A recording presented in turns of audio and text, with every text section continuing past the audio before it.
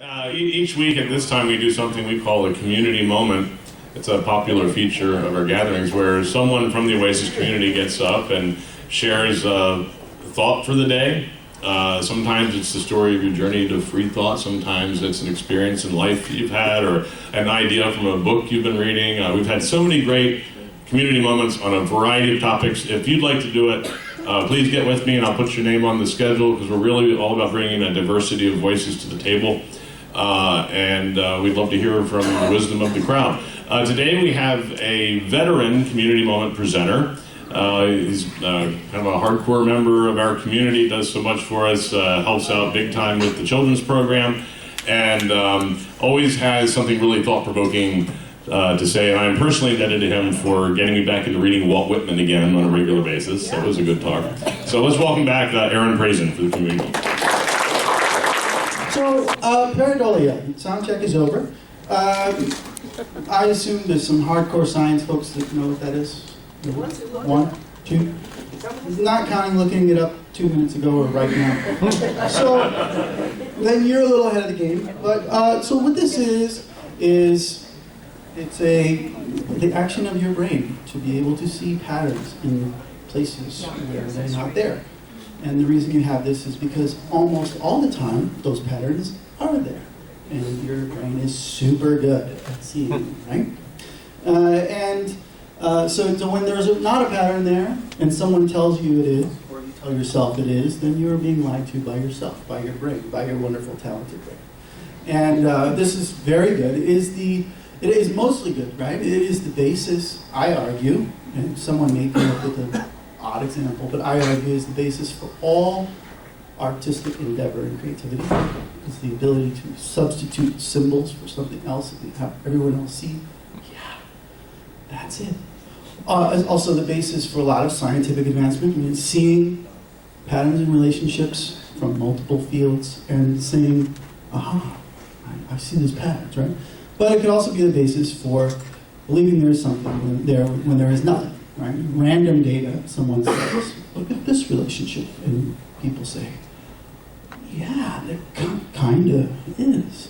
Right? And so it could be used for fraud, used for religious iconography, a lot of that, and ghost hunting, paranormal claims, right? It could be used for a lot of things. And as I went through this, I kind of leaned more towards the sort of artistic side than the fraud, malicious intent side. We're not going to talk too much about it.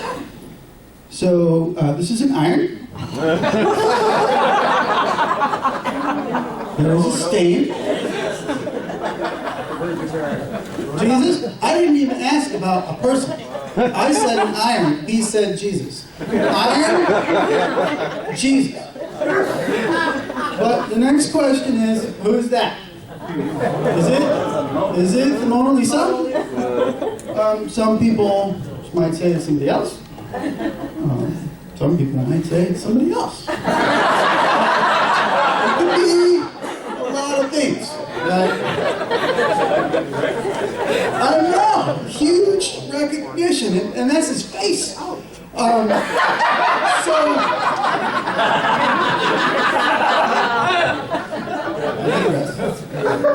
Pizza Pan, Virgin Mary, right? Banana Jesus. But you know, if you look at this face, right, you could say it's a banana Jesus. You could say it's just a face. You could say it's a banana, right? It could be the villain from Phineas and Ferb. It could be Kurt Cobain. It could be whoever I tell you it is, and you look at it and you say, yeah, no, Aaron, you're right. So how does this work? Usually, you know, it works when you take something that's kind of low res and you zoom way in to just the end of the banana and the blurriness, and then you give the idea, right? So, you know, you could say there's a man, a shadow of a man running on the moon in this highly blurry, pixelated image, right? And then you zoom out, and you see that that man is the same size as huge craters that are like miles across. Or it might be linked on the lens, which I think in this case actually was. Here's a case from the Mars rover, much higher definition, but nonetheless, right? You know, there's this funny-looking little rock over here, and if you zoom way in and you scroll around, you can find shit on the atmosphereless planets running around. Or you can zoom way out instead of zoom way in. Okay. Just for, I know most of you are very familiar with Zachary Taylor, Paris. You can zoom way out, or you can zoom even further out. This is a nebula captured by the Hubble telescope, and I like to think that it looks kind of like a wolf. And now that I said that, you will think that too. But if I say something else, you might believe it looks like something else. Or you might just, like I said, it's the basis for fantastic art, right? So this is one of our own, Tim's paintings. It's a nebula, but it's his own sort of dramatic reinterpretation of nebula. So, like I said, it's the basis for creativity.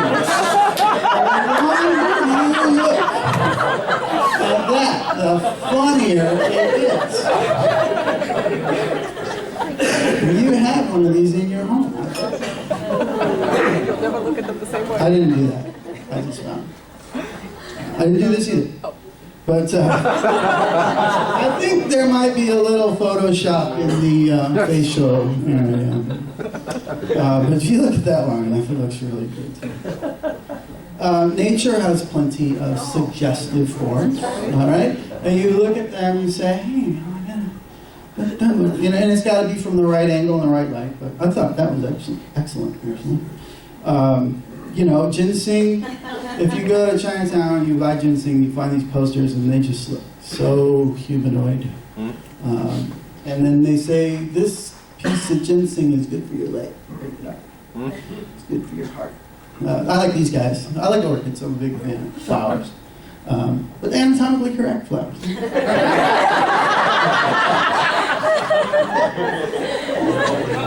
So again, pareidolia is the basis for I submit to you all artistic endeavor. This is some poetry, as you know, I like poetry. A guy named Jeff Huth, and he takes characters from many different alphabets and just arranges them into these eye charts. And you know, you can look at any line and you will see what you want to see. But it's not, there's nothing there. But it's there for you. And it's there for each individual person in the way that it is for them. It's independently, you know, interpretable by you. You can take it a little less abstract. This is a really great picture I found in a magazine called The Baffler, which I highly recommend.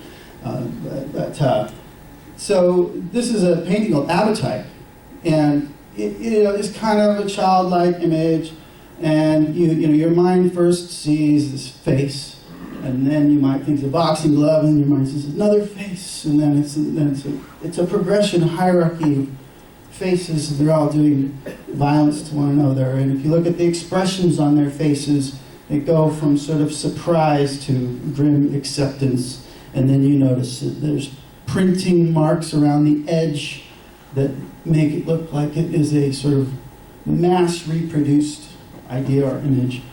And so there's all these things, and the longer you look, the more kind of circular associations your brain can make on this scribbly little drawing. And so that kind of pattern recognition is super powerful, but as we've seen, it can also be used for nonsense. So this is,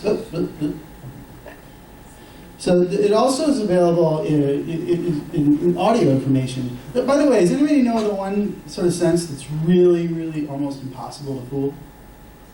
No. Yeah, you can't pareidolia the nose. And you can only pareidolia. You can pareidolia the fingers, right? You can Halloween, the bucket of eyeballs and brains, it's spaghetti and grapes, right? You can pareidolia the eyes and the ears, but not the nose. So But listen to this. No, that's right.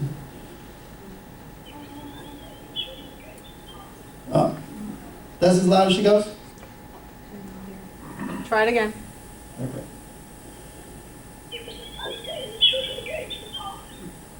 Has anybody ever heard that before? Aliens. Sort of R2D2 noise? Now, listen to this. It was a sunny day and the children were going to the park. That's the actual signal that was distorted from. In this case, it's the opposite paradigm. It's a real signal that's been distorted rather than seeing a signal in noise.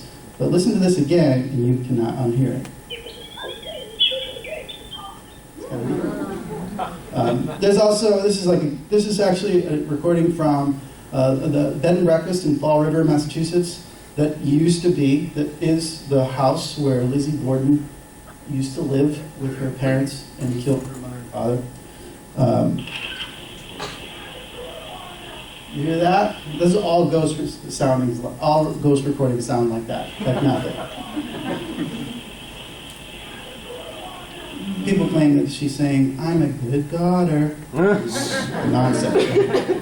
So anyway, this phenomenon is all around you. You cannot stop it. It will always happen. But just beware of people giving you sort of lousy, grainy, chaotic, noisy evidence for things if they're trying to sell you something, or cure you, or save you, or any of those things. But be open to it, because your brain is really producing new things all the time, and if you choose to do a little work, you can make something out of that. So that's all I have to say today. Any questions, comments? I think we have a couple seconds.